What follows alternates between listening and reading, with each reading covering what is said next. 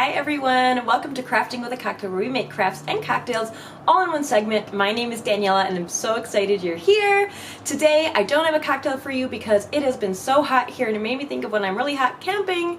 For this camping challenge, I'm literally just drinking water and also I'm exhausted and I haven't come up with a cocktail. But for real, the most important thing to do when you're camping is hydrate. So cheers to that. Today is part of the Let's Go Camping DIY Decor Challenge hosted by Crafty Quinn, my friend Megan, and Adrian at Full-Time DIY Mommy. I'll tell you a little bit more about them and the challenge in just a little bit, but let's jump into today's wearable camp gear DIYs. This is not one of them, but I just wanted to show off this cool shirt I made for a different time I went camping, and it says Camp Queen. I used fabric markers and some embroidery, and I love it, and it's just so much fun. My friend and I have made t-shirts a few times to go camping, and it's just a really fun bonding activity beforehand, and thought this might give you inspo outside of the things I'm showing you today. On that note, let's jump right in. Cheers! This DIY is such a fun play on words. It says let's get lit and it's got a bonfire next to it. If you don't know what that means, it also means like partying or drinking or whatever you want in that speculation. But I've also seen it on like Christmas decor for lights. I've seen it for other reasons, so I thought it'd be cute next to this bonfire for a camping vibe. I am just using some acrylic paint, some acrylic craft paint, thank you, plaid, for these paints, and I'm just using some like a mustardy yellow, a brown, and a burgundy color, and just really loosely dipping my brush into all of them to create these logs. And then at the end here, I do end up adding a little bit of highlights by adding a little bit more yellow at the top.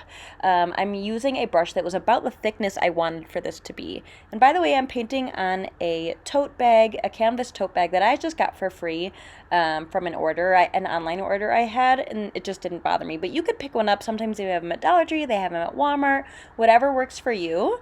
If you want to put in some paper in between the canvas and the what am I saying? In the inside of the canvas, that's helpful too, so that nothing leaks through to the other side or it gets blotchy inside. So I do have some newspaper sitting inside here.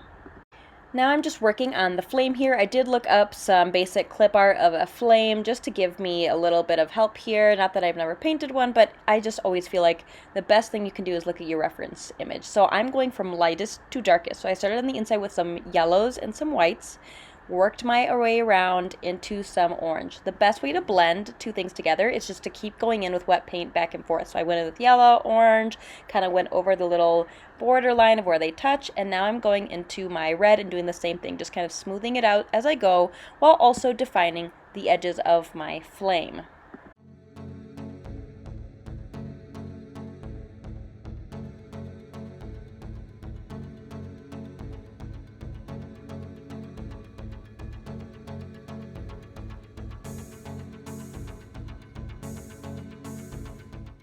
I wanted the inside of the flame to be a little bit brighter, so right at the end here I do go in with a little bit more white paint to help that area pop. Now I'm using some black puffy paint that I just picked up at Walmart, and I'm writing my letters Let's Get Lit. As you can see, the L and the E accidentally touch. I just remove the excess, like the thick part, and I'll fix it in a minute. I'll show you how. But at this point, I'm just carefully writing out all my letters, making sure they're even and that they're not crooked either.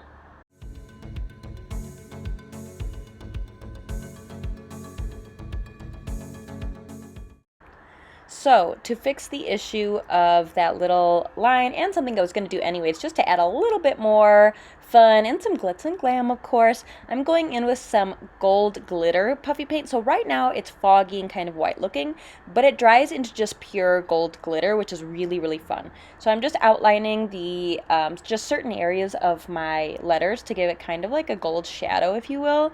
And so I used that to create a very stark line between the L and E so that they're not completely connected. And I only do this on my flame as well as the two words that are capitalized.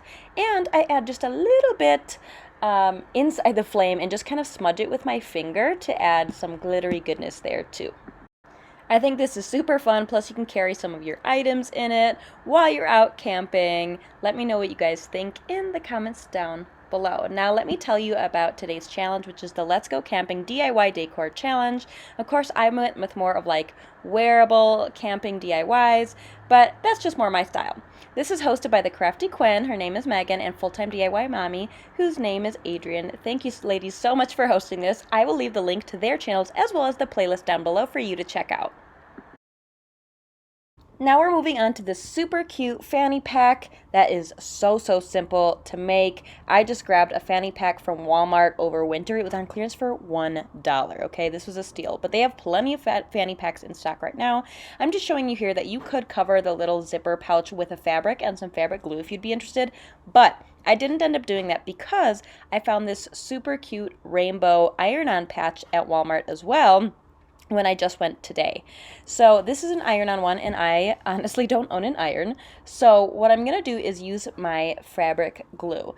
And I was nervous that that plastic layer that adheres with heat would kind of interfere with that. So I really just lightly peel it off. It's almost like a thin, plasticky, I don't know, it's not like tissue paper, it's a little bit more plasticky, but luckily it came off without damaging the patch at all. Then I just go in with my fabric glue and glue it down, and I did put some cardstock in between so that the glue wouldn't, glue the whole bag together.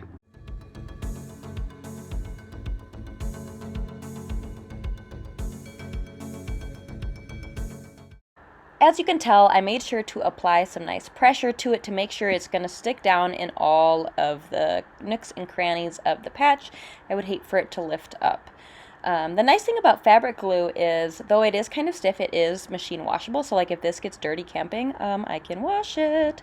So I was just showing you some extra patches I have there that I'm not going to use today, but you could really use any patch you want. And they are just so fun and easy to attach. Now I'm grabbing some pins that I got from different vacations I went on, which I think is a super fun idea. So I have two from going to the Elvis Presley Museum, and then I have one from Harley Davidson, Jamaica, which I thought was really cool because I'm from Milwaukee, which is where Harley Davidson is from, and I was on a trip in Jamaica, and they had this pin. But I think this is really cool because you could get a different pin at each state you go to or place you visit, or if the campgrounds have some sort of cool souvenir shop, whatever. But I think this makes it so much fun, and this way you don't have to carry a big heavy bag if you're just going for a small hike or something and just need the essentials with you. I honestly really love the way this bag turned out. I liked it before I kind of zhuzhed it up, but I love it even more now.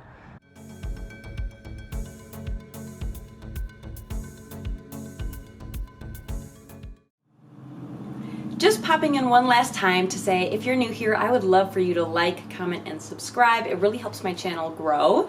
We are still working on getting monetized on this channel, and for my first monetization check, I have committed to donating 50% of it to a local organization called Moving Arts Española that helps support arts programming here in the community that I live in New Mexico. So I would love for you to share this with friends, like, comment, whatever it takes to get people to see this so we can start really supporting other foundations and so that I can be supported financially for all this awesome work too.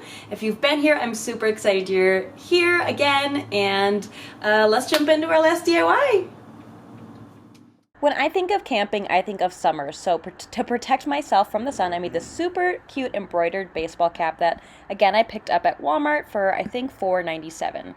I have a cut little piece of printer paper, just regular printer paper, and I'm going to draw the design I want onto it. So I made this kind of swirly sun design with some alternating long and short rays, and I'm going in with a Sharpie so you can see it better, but I've done this with pencil as well in case I screw up and have to redo it.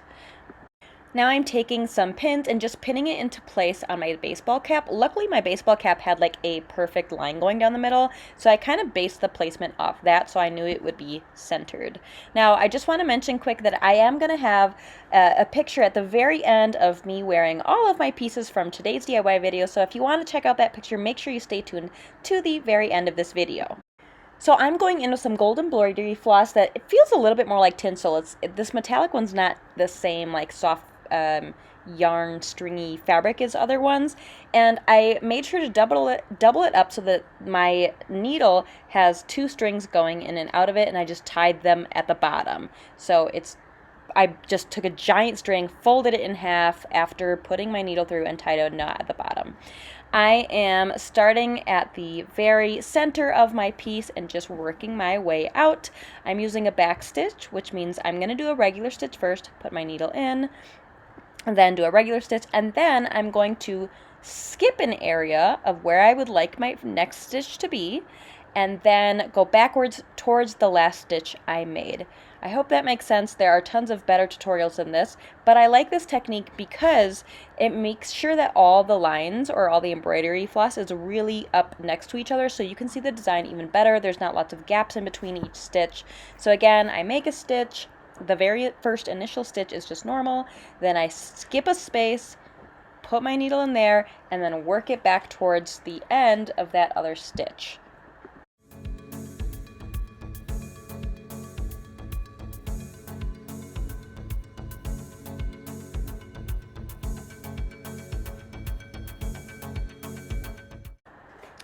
I made sure that as I went along here that if my string ran out, which honestly it didn't until basically the whole spiral and one of the rays, that I just tied a knot on the back and then grabbed some more thread or embroidery floss and just did the same thing over again. So the other thing is that because this is such a interesting material, it did fray a bit.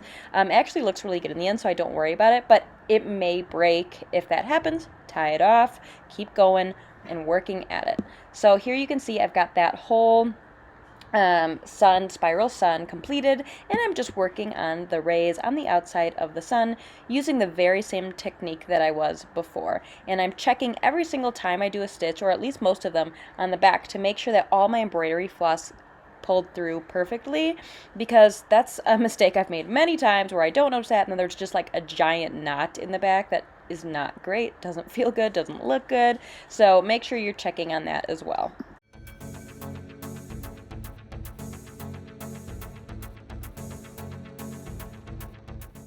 Once I'm completely done and the back is tied off, I'm just ripping off the paper carefully. I know that this is sped up and it doesn't look like I'm being careful, but I don't really want to tug the stitches, so I am trying to just be careful and rip out the little pieces of paper. And anything that I can't get with my hand, I go back in with the tweezers and grab it that way, which you'll see in just a second here. There is one last step besides just pulling out the paper, so make sure you stay tuned for that. We don't want this embroidery floss to be itchy, scratchy on our head or poking us. It's much softer, again, with regular embroidery floss, but this one's a little more pokey because it's kind of like tinsel or plasticky, like I said earlier. So here I am just very carefully tugging any of those little hidden bits and pieces of paper underneath all of my stitches. Last but not least, I'm just going to hot glue in a piece of felt that is cut out to the right size of my shape here. I spent some time kind of snipping any extra pieces, so I didn't have extra felt if I didn't need it. But this will just protect any of that itchy scratchiness from that kind of pokey embroidery floss that we were using. So just really outlining one line down the middle and then around the edges so that it's not super stiff and gluey either. Here is how cute this final look is. If you make any of these DIYs, please tag me on Instagram. I will have it linked in the description at danielita.afff on Instagram. And here's the final look of all 3 pieces. I absolutely love how they turned out. Thank you so much to Megan and Adrian for hosting this. And I hope you check out the rest of the playlist. I'll see you next time. Bye.